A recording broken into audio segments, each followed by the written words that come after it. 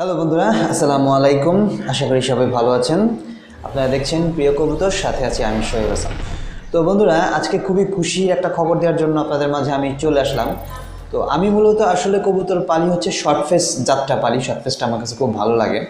তো অনেক দিনের একটা স্বপ্ন ছিল যে আমি চুইটাল শর্ট ফেস কিনবো কিংবা চুইটাল শর্ট ফেস আমার লফটে আমি পালবো। তো সেই আশাটা পূরণ হয়েছে শেষ পর্যন্ত। তো সেই জোড়াটাই আপনাদেরকে দেখাবো এবং জোড়াটা কেমন আপনারা অবশ্যই কমেন্টস করে জানাবেন। তো চলেন আগে জোড়াটা দেখে আসি। তো বন্ধুরা, এই যে দেখতে পাচ্ছেন আমার সেই চুইটাল শর্ট ফেস, হলুদ চুইটাল শর্ট ফেস। তো সাথে একটা বাচ্চাও আছে।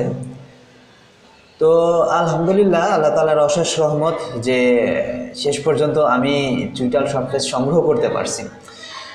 তো আজকে এই ভিডিওটা বানানোর দুইটা কারণ। এক নম্বর কারণ হচ্ছে যে আমি চুইটাল শর্ট ফেস শেষ পর্যন্ত আমার একটা ইচ্ছা পূরণ হয়েছে যে চুইটাল শর্ট ফেস আমি কালেকশন করতে পারছি। এই আনন্দটা আপনাদের সাথে ভাগাভাগি করব। এবং সেই সাথে যে প্রথম যখন আপনি আপনার লফটে কিংবা কোনো কবুতর কিংবা কোনো জোড়া কবুতর কিনবেন, তো কিনে আনার পরে কি করতে হবে।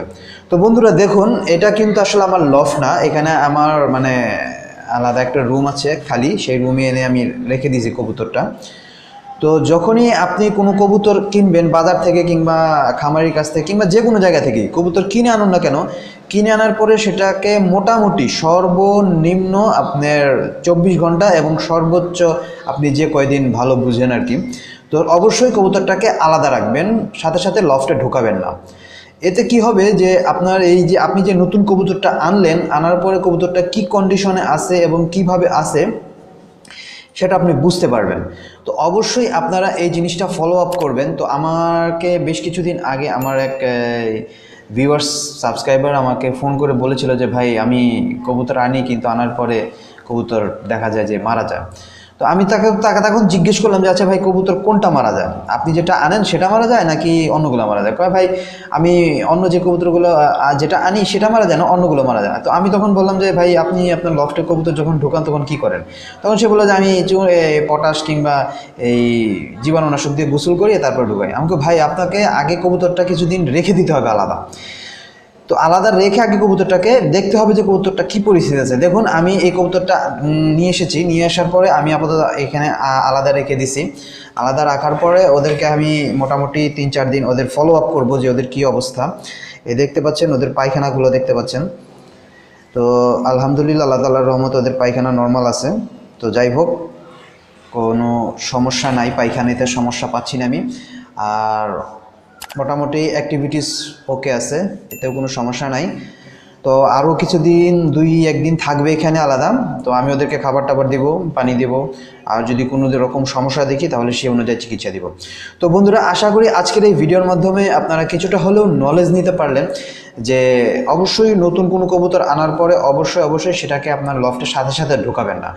2-1 দিন আপনি আলাদা রাখবেন, আলাদা রেখে তাদেরকে পর্যবেক্ষণ করবেন। পর্যবেক্ষণ করার পরে আপনার গোসল করিয়ে পটাশ কিংবা জীবাণুনাশক দিয়ে গোসল করিয়ে তারপর তাকে আপনি আপনার লফটে ঢোকাবেন। তাতে কি হবে, আপনার যে সুস্থ কবুতরগুলো আছে সেগুলো সুস্থই থাকবে। সাথে যদি এটার এই নতুন কবুতরের কিংবা নতুন পেয়ারের যদি কোনো সমস্যা থাকে তাহলে সেটা আপনি সহজেই সমাধান করে নিতে পারবেন।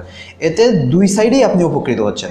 আপনার সুস্থ কবুতরগুলো সুস্থ থাকবে এবং যদি এই পেয়ার কিংবা নতুন পেয়ারটা যদি অসুস্থ থাকে তাহলে সেটা অবশ্যই আপনি ট্রিটমেন্ট করে তাকে সুস্থ করতে পারবেন।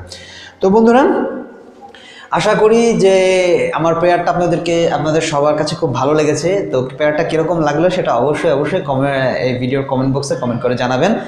আর আজকে চ্যানেলে নতুন হলে চ্যানেলটা সাবস্ক্রাইব করবেন এবং অবশ্যই পাশে বেল আইকনটা বাজাবেন। তাহলে আমি আপডেট কিংবা নিত্য নতুন যেসব ভিডিওগুলো দিব সেগুলো আপনারা আপনাদের নোটিফিকেশনে পেয়ে যাবেন। এবং ভিডিও ভালো লাগলে অবশ্যই একটা থামস আপ দিয়ে দিবেন, আর ভালো না লাগলে ডিসলাইক দেন। আর অবশ্যই তো বললামই যে আমার কবুতরটা কেমন হয়েছে এবং আমার চ্যানেল সম্বন্ধে আর আমার সম্বন্ধে যদি কোনো মতামত থাকে তাহলে অবশ্যই সেটা জানাবেন। তো সবাই ভালো থাকবেন, সুস্থ থাকবেন এবং আমি যেভাবে বলতেছি ঠিক সেইভাবে আপনারা আপনাদের কবুতরের ক্ষেত্রে প্রয়োগ করবেন। আমার যে পরামর্শগুলো সেই পরামর্শগুলো প্রয়োগ করবেন। তবে আরেকটা জিনিস বন্ধুরা আমি বলে দিই, আপনি যে কোনো পরামর্শই নেন না কেন, যার কাছ থেকেই নেওয়ার পরে সেটা অভিজ্ঞ মানে সে দীর্ঘদিন ধরে কবুতর সম্বন্ধে জানে বুঝে এরকম কারোর সাথে পরামর্শ করে তারপরে আপনি আপনার কবুতরের ক্ষেত্রে প্রয়োগ করবেন।